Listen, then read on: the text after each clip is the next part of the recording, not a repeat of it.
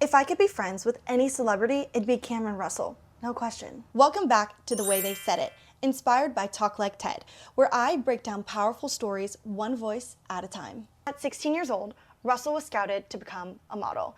Her life was atypical from the average teenager. She would attend photo shoots, and then the next day she'd participate in her high school soccer game. Russell has been modeling for 2 decades, and as she has evolved in her career, she has publicly discussed the gender and racial exploitation within the fashion industry.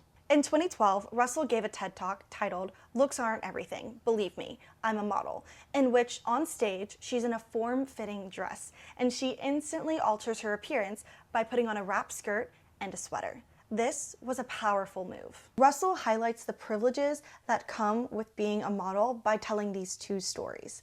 The first being she was at a store shopping for a dress and she forgot her wallet.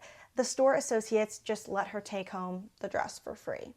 She tells another story where she was in the car with her friend who was speeding and they got pulled over by a police officer and the police just let them go with a warning. Russell states that she won the genetic lottery, that because she meets certain height and weight requirements, she is the ideal image of beauty.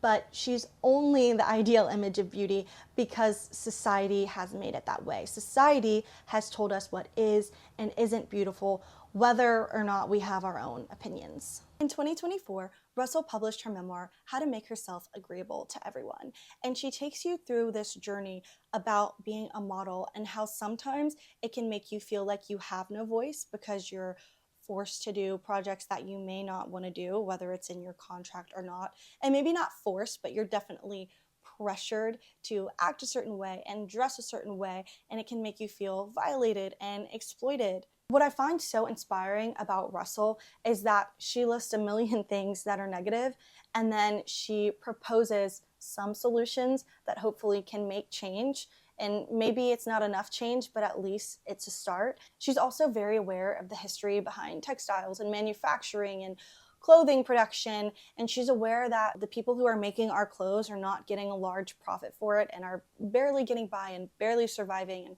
their life is not in the greatest conditions at all. And to have someone in the industry publicly acknowledge that and seek for change, I think we just need more people in the world like that.